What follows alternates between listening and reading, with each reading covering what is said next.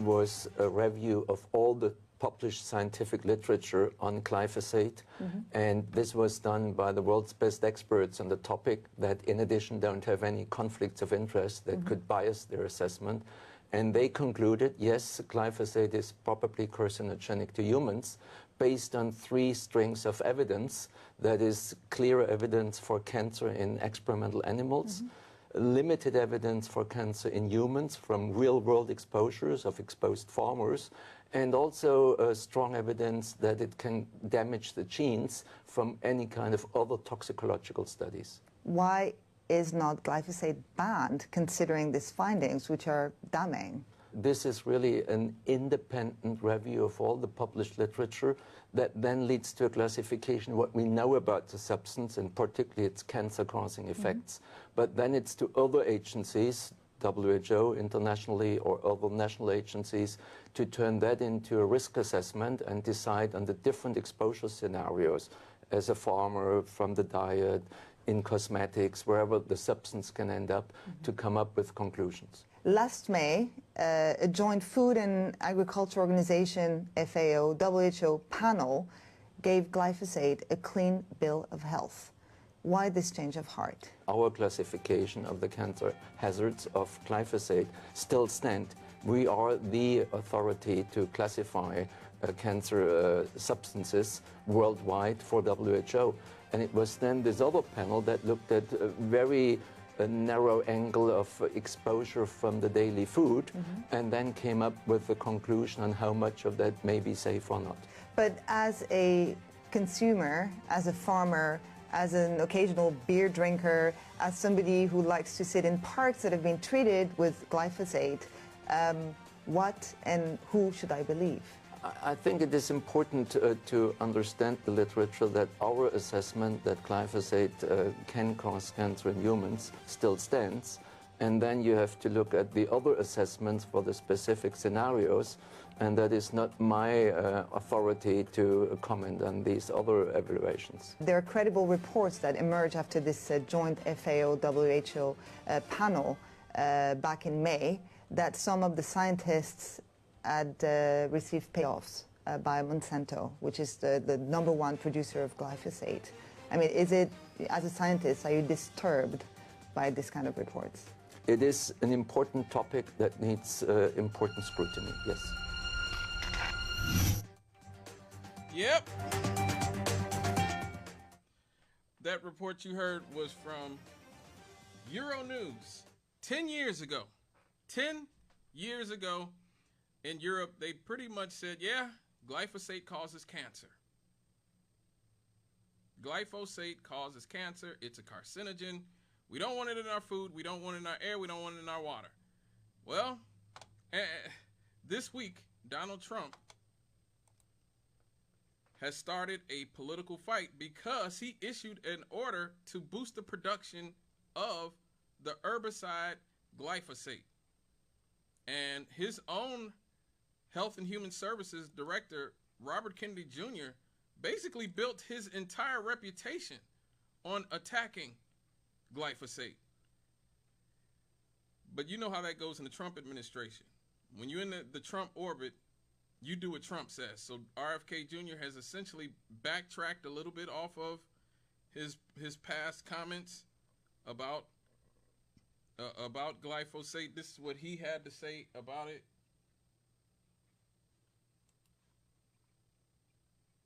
Pesticides are poison. They're designed to kill all life. It's not a good thing to have in your food. So, but so it's not something that I was particularly happy with. Let me put it that way mildly.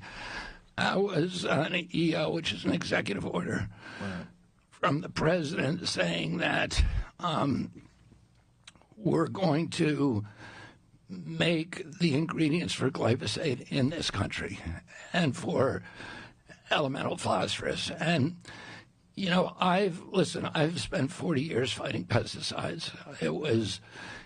I was part of the trial team on the Monsanto case, which was the team that, we won 3 cases in a row and then got an $11 billion settlement with Monsanto, which is now Bayer. By the end of our trial, Bayer owned Monsanto. So basically, RFK Jr., his stance is, yeah, I spent years fighting against glyphosate, but now Donald Trump is saying that we got to go with this, or 80% of farmers are going to be put out of business, or whatever nonsense that the Trump administration is pushing. So, you know, all this is coming because Trump has issued an executive order aimed at increasing the production of glyphosate. Increasing it. Now, mind you, like you just heard from RFK and his followers for decades now have been at war with Monsanto and other companies about this particular chemical. And so this is a huge betrayal to MAHA, Make America Healthy Again. And I think a lot of people underestimate how much MAHA had to do with Trump getting elected. There's this perception that all of the Trump supporters were just a bunch of angry rednecks who hated black people and gays and Jews and women or something, and that's who voted for Trump. Now, don't get me wrong, that is a part of the Trump coalition, but a lot of the Trump coalition as well, and these sort of newer attachment to the Trump coalition was MAHA. People who were followers of people like Robert F. Kennedy Jr., who wanted to get the dyes and the chemicals out of our food and out of our water, things like fluoride, things that aren't controversial. In Europe, they already do all this stuff. In Canada, they already do much of this already. Places like Israel and other countries, they already don't use fluoride in their water. They already have stopped using glyphosate in places like Europe. But in America, it's controversial because our political system is owned and controlled by, of course, the billionaire elites who own and control everything, and therefore they buy all of our politicians. And so now we have to say, well, you know, glyphosate is good now. So for their part, the White House is saying that this move is necessary to protect U.S. agricultural productivity, that it ensures a domestic supply of key farm chemicals, and they're treating it as a national security defense issue tied to food supply chains. This order also reportedly includes measures that could shield, now this is the real kicker, shield pesticide manufacturers from lawsuits related to glyphosate. And that's important because a lot of people have gotten cancer after working with glyphosate. Again, this is why Europe said, we need to get rid of this. And in this country, you heard RFK just saying, look, we won lawsuits. We got $11 billion out of Monsanto over glyphosate. So now you have a lot of people who are being exposed to glyphosate in the air, in their food, especially people who work on farms. And a lot of these people are going to be exposed and possibly get sick and won't have any legal recourse whatsoever to push back on any of this. And that's the scary part. A big part of Trump 2.0, and this is one of the more underrated things about it. Everybody's up in arms about the immigration enforcement, about ICE, about this war with Iran, that we are losing. I want you guys to know we are losing in Iran.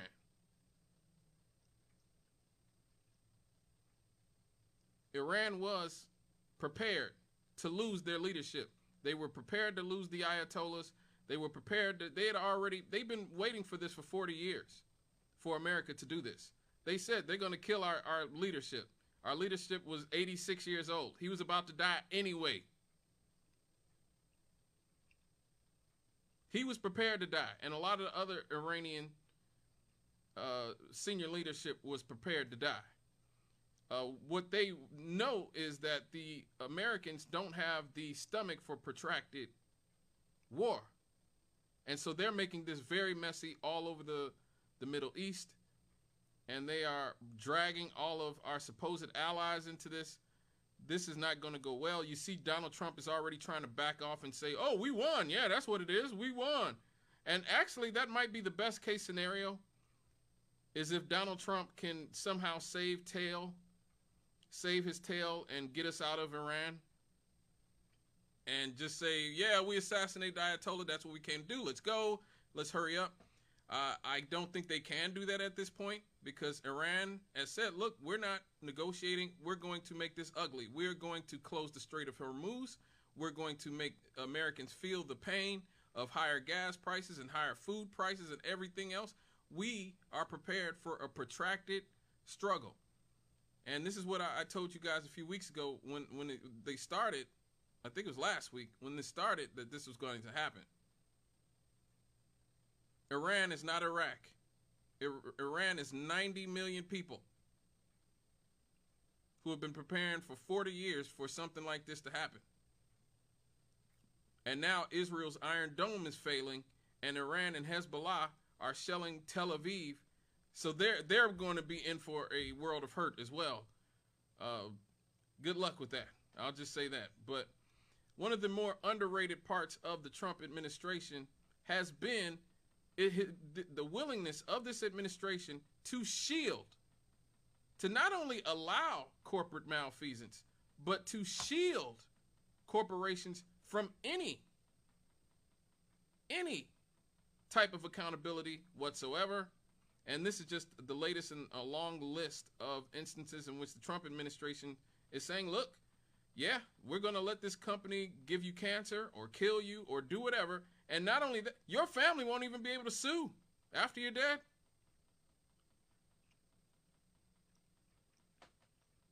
I talked about this when they did this during the first Trump administration for the big pharma companies after the vaccine issues started popping up. Now, again, there's been a lot of lawsuits in foreign countries and other countries about this that you won't hear in the corporate mainstream American media.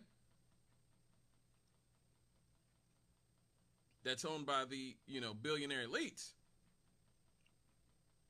But in Europe, Bill Gates has been sued, and other people have been sued by people who were adversely affected by the vaccine, the COVID vaccine.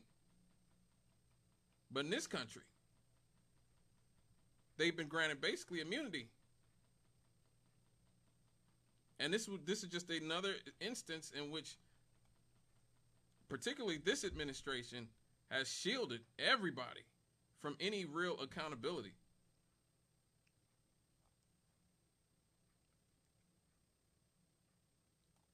Now, one thing I will say is a good thing is that a lot of the activists in MAHA's coalition are openly speaking out against this. They're saying they feel betrayed.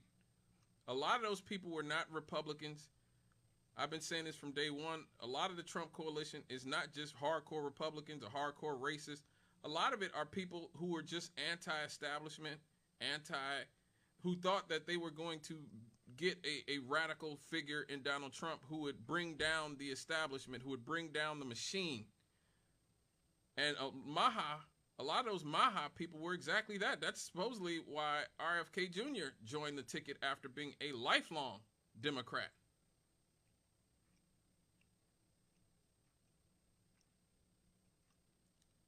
Was that the Democrats had gone too far into the corporate side, which they have. But the problem is, Donald Trump is not the person. And this is what I always say, Donald Trump is not the guy. I understand hating the Democrats and not wanting to be associated with a party that is beholden to the military-industrial complex, the prison-industrial complex, to Wall Street, to all of the entities, Big Pharma, and AIPAC, and all these other entities. But the Republican Party ain't it. Especially Donald Trump. Donald Trump has no values. He has no morals. He has no deeply held beliefs. I say this all the time. He's a grifter.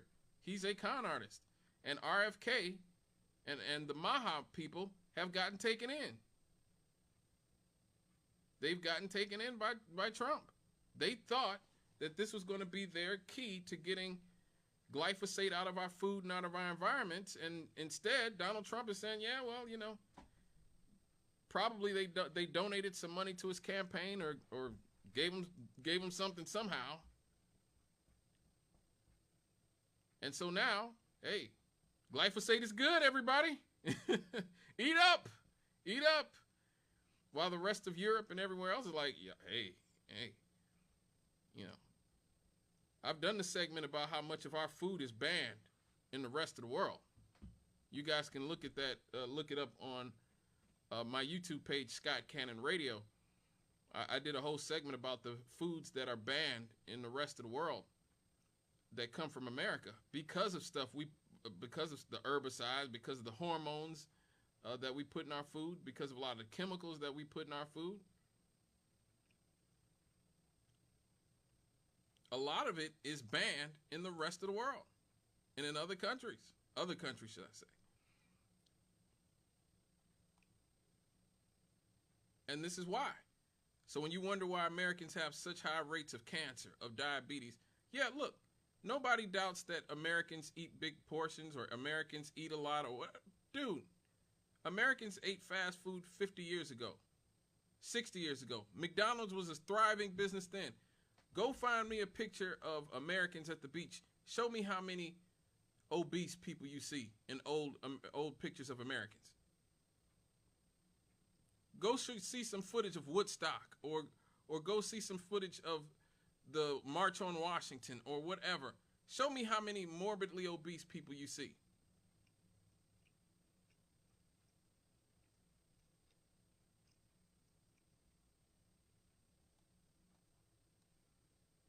It's the food.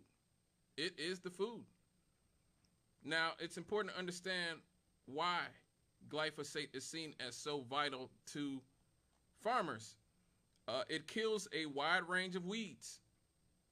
It works with genetically engineered Roundup-ready crops. So Monsanto has actually started creating their own crops that work in conjunction with glyphosate. Lord knows what those are doing to us. It breaks down relatively quickly in soil, and it is cheaper. More importantly, it is cheap. What is the point of corporations? Maximize profit, minimize risk. Maximize profit, minimize risk. Keep operating costs low, maximize your profits. Glyphosate allows them to do that.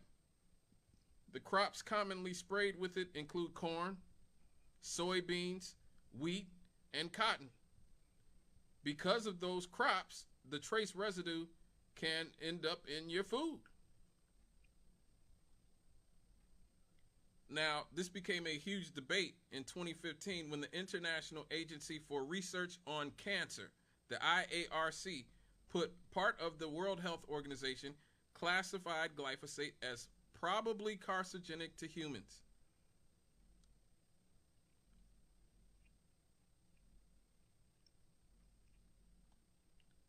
And then there was, as we talked about earlier with RFK, a massive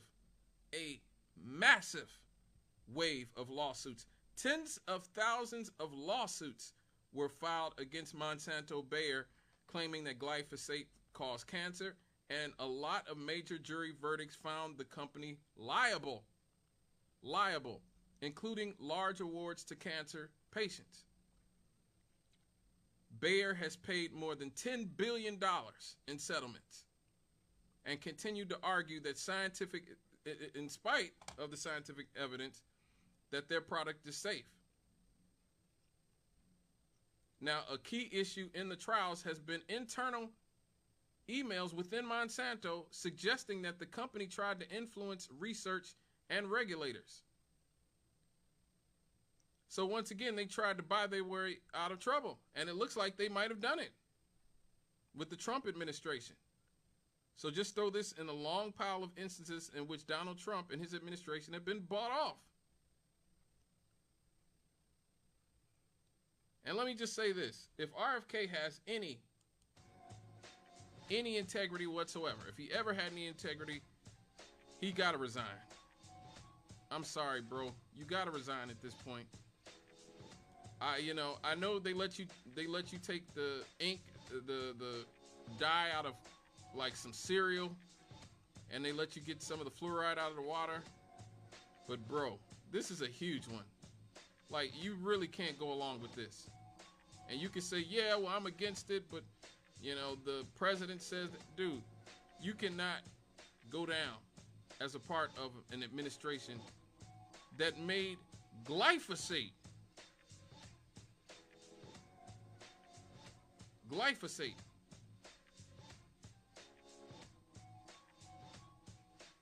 legally invincible. A chemical that's been banned in much of the world already. You can't do that, bro. You gotta leave. If you have any integrity at all, sign the papers. And Tulsi too. She gotta go too. If y'all had any integrity at all, y'all gotta resign. Take her with you. All right, folks. When we get back in our reoccurring segment, yikes! We're getting into Facebook. Are they watching UP? Probably. We'll be right back after this on Straight Out of the Cannon. That number is 219-885-1371. The number again, 219-885-1371.